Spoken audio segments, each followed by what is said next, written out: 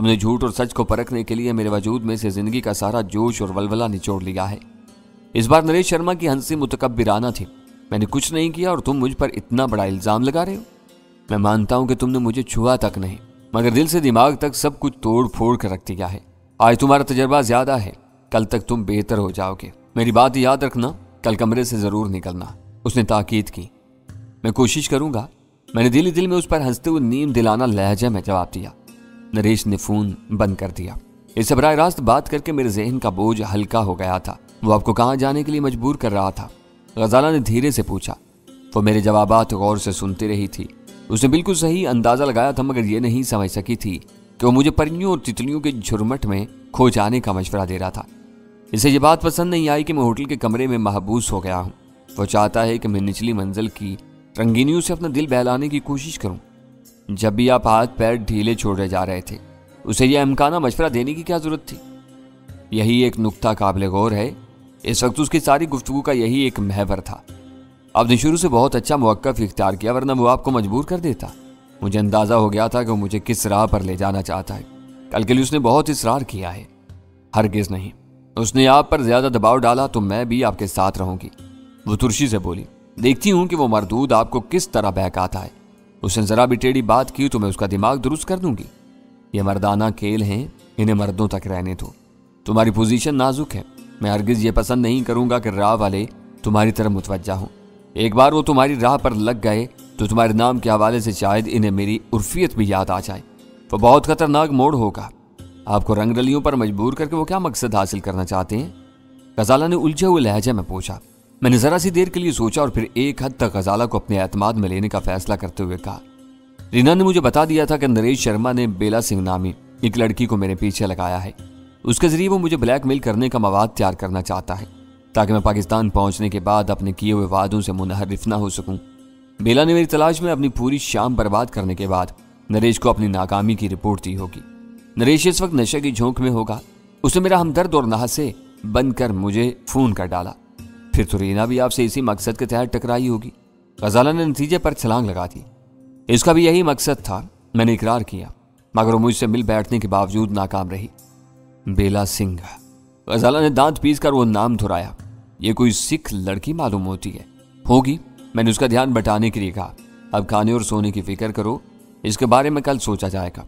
उसने फौरन ही फोन पर रूम सर्विस वालों को खाने का आर्डर दे दिया और धीमी आवाज में एक टेलीविजन स्टेशन लगा दिया। आप फोन पर उससे बात कर रहे थे तो आपके चेहरे से भी अंदर का कर्ब झलक रहा था। नरेश के जालमाना हरबों ने आपको वाकई परेशान कर दिया होगा। मैंने उसकी बात हंसी में उड़ा दी। होटल वापसी का फैसला करते हुए मुझे संगीन नताइज का अंदाजा था। अगर मुझे अमली तशद्दुद भी सहना पड़ता तो मैं इसके लिए तैयार था। मुझे तशवीश जरूर थी, लेकिन दिल में कोई खौफ नहीं था। इस वक्त होटल के निचले हिस्से की सरगर्मियां शायद अपने शबाब पर थीं। तली हुई मछली और सब्जियों पर मुश्तमिल खाना मेरी तवक्का से पहले तैयार होकर मेरे सामने आ गया। हम दोनों ने पूरी तरह सैर होकर खाना खाया। कुछ देर टेलीविजन के प्रोग्राम देखते रहे, फिर रोशनियां गुल करके बिस्तर पर दराज हो गए। मेरी पिछली रात की नींद पूरी नहीं हो सकी थी। मैं जल्द ही ख्वाब की फसों खेज वादियों में उतरता चला गया। अगला दिन खबरों के साथ तलू हुआ। एक तरफ अखबार में तफसीलात मौजूद थी, दूसरी तरफ टेलीविजन पर भी मजीद खबरें आ गई थी। राह वालों ने अपने दफ्तर की आतिशज़दगी में कुछ रिकॉर्ड के साथ नागर के जल्द मरने का एतराफ़ कर लिया था। सुबह के अखबारात में वो खबर अपनी जज्बियात के साथ बहुत तेजी से और पहली बार आई थी। इस बार भी राह ने दो बातें छुपा रही थी। नरेश की तिजोरी तोड़े जाने और रिकॉर्ड निकालने का जिक्र किया था, न नागर के सोख्ता जिस्म पर तशद्दुद की अलामात की निशानदही की गई थी। पूरी खबर में कुछ ऐसा तासुर दिया गया था जैसे वो मंसूबा बंदी के साथ की जाने वाली मुनज़्ज़म वारदात की बजाय कोई इत्तिफाकी सानिया रहा हो। रात गए पूरी इमारत में सिर्फ नागर की मौजूदगी पर यह कहकर पर्दा डालने की कोशिश की गई थी कि स्विंग के बाद अफसरान देर तक बल्कि सारी सर रात भी अपने दफातर में काम में मसरूफ रहते थे। इस बात का कहीं जिक्र नहीं किया गया था कि नागर जिस कमरे में पाया गया वो असल में नरेश शर्मा का दफ्तर था। साफ जाहिर हो रहा था कि अनिल बिस्वास ने अपने इदारे को जगहसाई और रुसवाई से बचाने के 2 किस्तों में वो कमजोर कहानी तैयार की थी और कौमी मफाद के नाम पर प्रेस से अपील की थी कि इस वाक़े पर गैर जरूरी क्या सराई से गुरेज किया जाए। भारतीय प्रेस पर राह का ऐसा खौफ तारी था कि अनिल बिस्वास की अपील पर पूरी तनदही से अमल किया गया था। अखबार ने अपनी तरफ से कोई तबसरा नहीं किया था। हर जोल के साथ सरकारी कहानी मिन्नो अन अखबार में छाप दी गई थी। यह जरूर लिख दिया गया था कि आला हुकाम ने सहाफियों को आतिज़दा हिस्से से दूर रखा था और उसकी तस्वीर बनाने की इजाजत भी नहीं दी थी। नागर के पोस्टमार्टम का सिरे से कोई तस्करा नहीं था। दूसरी खबर जॉन स्मिथ के कत्ल के बारे में थी। वो किसी सरीउल असर जहर का शिकार हुआ था। इसकी मौत के सही वक्त का भी तयन कर दिया गया था। वो होटल सम्राट का एक मकबूल मेहमान था, इसलिए वहां के अमले के 2 अफराद ने बताया कि बार के रश में उसने अपनी जगह छोड़कर किसी मकामी खातून को अपनी मेज पर बुलाया था। कुछ देर तक वो उसी के साथ बार में बैठा शुगल करता रहा, फिर औरत को लेकर वहां से चला गया। भारतीय हुकूमत ने अपनी सरजमीन पर एक अहम अमरीकी अफसर के कत्ल पर गहरे रंजो गम का इजहार किया था और पाकिस्तान का नाम लिए बगैर ये इल्जाम लगाया था कि जॉन स्मिथ का कत्ल खित्ते की ऐसी कुव्वतों की साजिश थी जो बढ़ती हुई अमरीकी और भारतीय दोस्ती को पसंद नहीं करती। तीसरी खबर आर्क की देव हैकल गाड़ियों के गश्त के बारे में थी। गैर मुल्की एजेंटों की तलाश में आर्क वाले अपनी कमीनगाहों से दिल्ली के अहम और मरकजी इलाकों में निकल आए थे। अखबार में छपी हुई तस्वीर से मुझे अंदाजा हुआ कि वो गश्ती रेडार से मुशाबा गाड़ियां थीं जो किसी मगरबी मुल्क ने भारत को फराहम की थी। इस बारे में अखबार का इदारिया सबसे अहम था।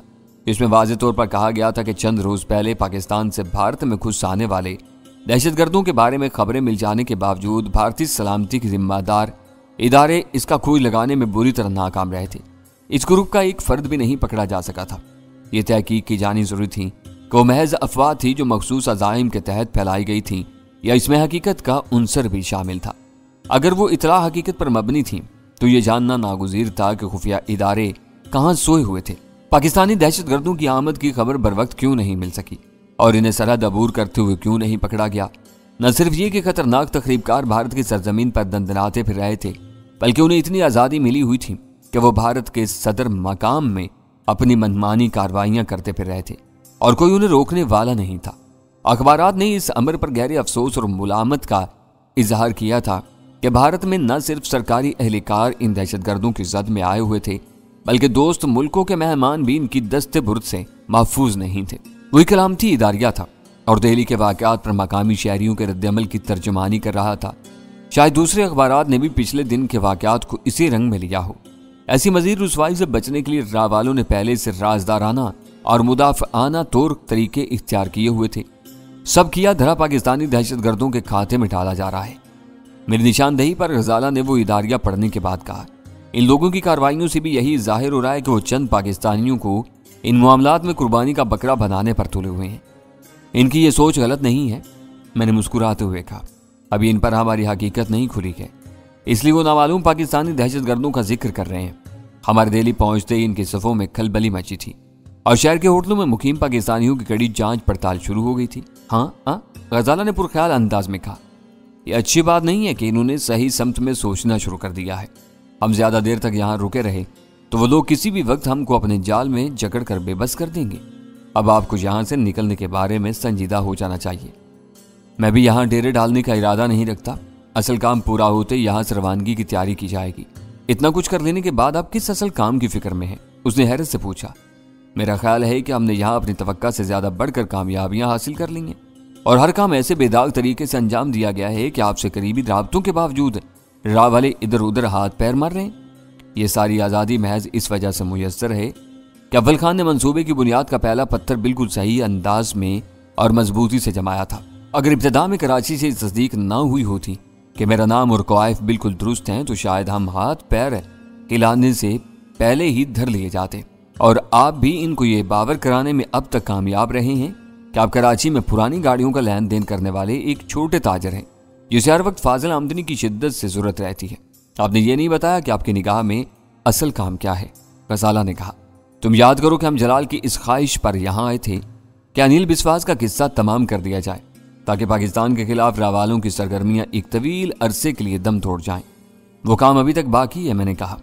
उसकी आंखों में हैरत तैर गई। इस एतबार से तो हम अब तक तही दस्त हैं।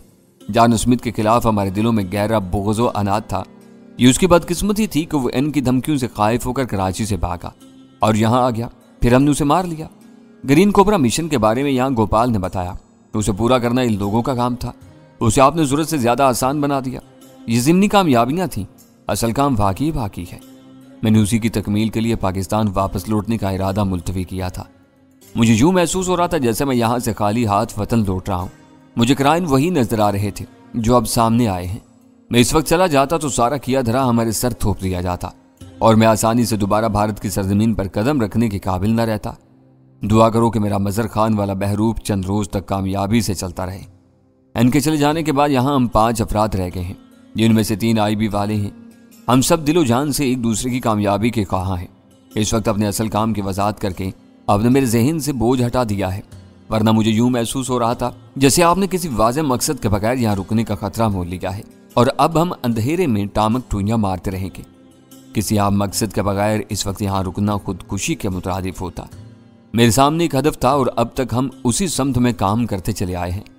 मुझे यूं महसूस हो रहा है जैसे गुजरते हुए हर लम्हे के साथ हम अपनी बड़ी कामयाबी से करीब तर होते जा रहे हैं। कल दोपहर तक हमारा बदतरीन वक्त था और आप ज़हनी सोबतों से गुजर रहे थे। इसके बाद से हम इसी कमरे में बंद हैं। हर तरफ सन्नाटा है। आपको अपनी बड़ी और फैसला कुन कामयाबी के बारे में ये खुशगुमानी क्यों हो रही है? इसके मासूमाना सवाल पर मैं मुस्कुरा कर रह गया। अपनी सारी जहानत और बेखौफी के बावजूद वो कभी कभी बहुत आमियाना और घरेलू सतह पर आ जाती थी। मैंने कहा, तुम रीना अजीत राय की आमद और उसके फराम की हुई पेशगी मालूमात को भूल गई। हमारा दिन वाकई बहुत खराब गुजरा, लेकिन शाम से हालात बहुत तेजी से हमारे हक में इस्तवार होते जा रहे हैं। बेला सिंह मेरी तलाश में है और नरेश शर्मा मुझे कमरे से निकलने पर मजबूर कर रहा है। यह बहुत बड़ी और मुस्बत तब्दीली है। सामने की बात है। ग़ज़ाला ने इस बात में सर हिलाते हुए मेरी तायद की। आपके जहन में हर बात सिलसिलेवार महफूज रहती है। मैं हर बात को उसके अपने सयाको सबाक में देखती हूँ। मेरे लिए नरेश की वो तरगीब आमेज बातें बेगैर थी और आवारगी से ज्यादा अहम नहीं थी। दिन गुजर रहा है, धीरे धीरे शाम आएगी। अगर मैं अपने कमरे में रुका रहा तो मुझे यकीन है कि नरेश दोबारा मुझे फोन करेगा। इसके लिए मेरा बेला सिंह के साथ मिल बैठना बहुत ज्यादा अहमियत रखता है। वो मुझे आमादा करने की हर मुमकिन कोशिश करेगा। फिर आपका क्या इरादा है? ग़ज़ाला ने मेरी तरफ देखते हुए जुमानी लहजे में कहा। बेला सिंह भी रीना की तरह जवान और दिलकश लड़की होगी। उसे वो सब बताना गैर जरूरी था जो रीना ने बेला सिंह के बारे में बताया था। मैंने बेपरवाही से जवाब दिया, मेरा इसे मिलने का कोई इरादा नहीं है। अगर नरेश का फोन आया तो फिर उससे होने वाली गुफ्तगू की रोशनी में उसी वक्त कोई फैसला करूंगा। यह आप बिला वजह कमजोरी दिखा रहे हैं। अगर आपको अपने ऊपर एतबार है तो आपको नरेश से खैरसगाली के इजहार के तौर पर बेला सिंह से मिल लेना चाहिए। रीना जैसी लड़की आपको नहीं बहका सकी तो बेला सिंह के सामने भी आपके कदम नहीं डगमगाएंगे।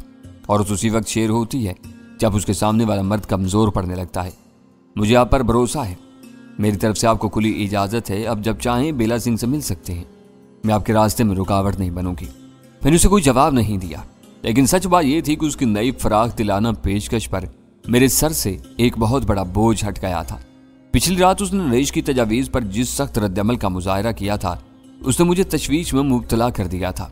7 बजे नरेश शर्मा का फोन आ गया जिसका मुझे शिद्दत से इंतजार था। ऑपरेटर के जरिए कॉल मिलने के सबब मुझे अंदाजा हो गया कि वो इस वक्त मेरे होटल में नहीं था बल्कि कहीं और से बात कर रहा था। अरे तुम आज फिर अपने कमरे में घुसे बैठे हो? मेरी मिजाज पुरसी के जवाब में नरेश शर्मा की तहय्युर ज़दा आवाज उभरी। मैं तो समझ रहा था कि इस वक्त तुम्हारी गर्लफ्रेंड से बात होगी और तुम नीचे कहीं रंग रलियां मना रहे हो कि मैंने कई बार तैयार होकर बाहर निकलने का इरादा किया है मगर हर बार हिम्मत टूट जाती है। समझ में नहीं आ रहा कि मुझे क्या हो गया है। कुछ नहीं हुआ, तुम शदीद डिप्रेशन में मुब्तला हो। इस वक्त तुम्हें सहारे की जरूरत है। अब तुम झटपट तैयार हो जाओ। मैं ठीक 8 बजे तुम्हारे होटल की लॉबी में पहुंचूंगा और हम कुछ देर के लिए बार या रेस्टोरेंट में बैठेंगे। मुझे तुमसे जरूरी बातें करनी है। नरेश ने इस बार बात का रुख बदल दिया था। मैंने मजबूर होकर हथियार डाल दिए। तुम लॉबी में मुझे अपना मुंतजिर पाओगे। Okay, good luck. रिसीवर में नरेश की मुसरत अमेज आवाज उभरी और हल्की सी क्लिक के साथ लाइन बेजान की। इस वक्त आप किसी बहस के बगैर रजामंद हो गए। इसने आपके कान में क्या फूंका था? ग़ज़ाला ने खुशगवार हैरत से पूछा। वो मुझसे कोई जरूरी बात करने के लिए 8 बजे आ रहा है। मैंने कहा। मैं जानता था कि वो जरूर फोन करेगा।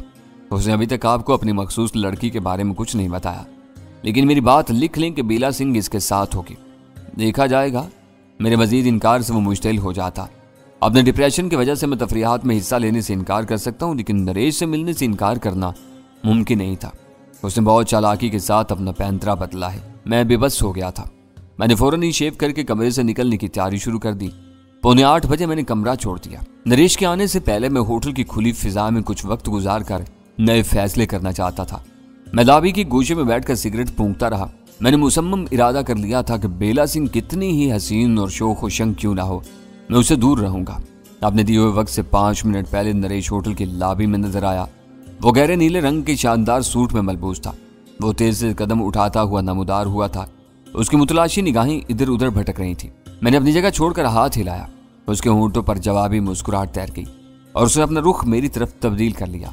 बहुत फिट और शानदार नजर आ रहे हो, उसने गर्मजोशी से मुझसे हाथ मिलाते हुए कहा।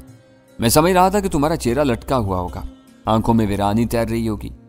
पिछली सफर को राख या कुबत खाने में वो खासे भयानक और खुश्क रूप में मेरे सामने आया था, लेकिन इस वक्त बिल्कुल बदला हुआ था।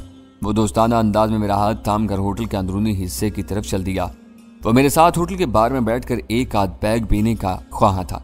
उसे अपने दफ्तर में होने वाली मुलाकात में ये मालूम हो चुका था कि मैं शराब नोशी नहीं करता, फिर भी उसने बार का रुख किया था। मैंने खामोशी से उसकी तजवीज़ कबूल कर ली। कमरे से निकलकर तुमने अपने मूड में कुछ कवार तब्दीली महसूस की होगी, उसने बार के एक गोशे में बैठने के बाद कहा। मुझे एहसास न दिलाओ, मैंने धीरे से कहा। मैं काफी देर से नीचे बैठा अपना ध्यान बटाने की कोशिश कर रहा था। वेटर आ गया। नरेश ने अपने लिए जिन का और मेरे लिए लेमन जूस का आर्डर दे दिया। वेटर के जाने के बाद उसने मेरी तरफ देखते हुए कहा, मैंने तुम्हें डैनी के बारे में बताया था ना, हमारे आदमी उसे खो चुके हैं। पाकिस्तान पहुंचने के बाद तुम्हें यह पता चलाना है कि वो इस वक्त कहाँ रोपोश है। हमारे लिए ये बात बहुत ज्यादा अहम हो गई है। ये बात तुम मुझे पहली मुलाकात में बता चुके थे, मैंने किसी तंज के बगैर कहा। मालूमात फराम करने और सुराग लगाने में बहुत फर्क है, अब तुम्हें जरा ज्यादा मेहनत करनी पड़ेगी, उसने वजाहत की। मैं अपनी पूरी कोशिश करूंगा, मैंने पुरखलूस लहजे में उसे यकीन दिलाया। उसने अपनी जेब से एक लिफाफा निकालकर मेरी तरफ बढ़ा दिया। इसे रख लो, ये तुम्हारा पहला पेशगी मुआवजा है। ये भारतीय 25,000 हैं क्योंकि तुम यहाँ हो। अगली अदायगियां पाकिस्तानी करेंसी में होगी। कोई ना कोई तुमको बाकायदगी से रकम पहुंचाता रहेगा। हो सके तो मुझे वो फोन या फैक्स नंबर भी दे दो जिस पर मुझे रिपोर्ट देनी होगी। रकम के साथ एक कागज पर दोनों नंबर लिखे हुए हैं। तुम्हारा राब्ता फैक्स पर रहेगा। फोन इंतहाई नागुज़ीर मजबूरी के लिए है। इसे 5वीं घंटी के बाद जवाब मिलेगा। तुम गंगट के कोर्ट से अपना तारुफ कराओगे तो मुतलका आदमी से तुम्हारी बात हो जाएगी। वेटर चमकती हुई ट्रे में मशरूबात ले आया और अदब से मेज पर सजाने में मसरूफ हो गया। मेरे लिए जिन और टॉनिक का एक जोरदार पैक बना दो, नरेश ने उसे हदायत की। वो सर झुकाकर अपने काम में मसरूफ हो गया। इस दौरान में नरेश की निगाहें हर तरफ दौड़ती रहीं। वेटर के जाते ही नरेश ने अपना गिलास उठाकर मेरी खुशियों का जाम तजवीज़ किया और गिलास लबों से लगा लिया। मैंने लेमन जूस के गिलास से पहला घूंट हल्के में उतार लिया। अरे ये तितली कहाँ भटक रही है, नरेश ने अचानक बेसाख्तगी से कहा और अपना गिलास मेज पर रखकर बहुत तेजी से बार के दरवाजे की तरफ बढ़ गया। मैंने शीशे की दीवार से देखा कि वो बार से निकलकर तेजी से भरे भरे बदन वाली एक तराज कामत लड़की के पीछे गया था, जिसके बदन पर गुलाबी साड़ी मौजूद थी। रीना के बयान के मुताबिक पिछली शाम बेला सिंह गुलाबी साड़ी पहने होटल में मौजूद थी। मुझे यकीन हो गया कि नरेश चौंकने की अदाकारी करके जिस तितली के पीछे लपका था वो बेला सिंह ही थी। इन दोनों के दरमियान सब कुछ पहले से तय हो चुका था, मगर नरेश ने मुझे फांसने के लिए वो ड्रामा रचाया था। मैं बेला सिंह के इस्तकबाल के लिए तैयार हो गया।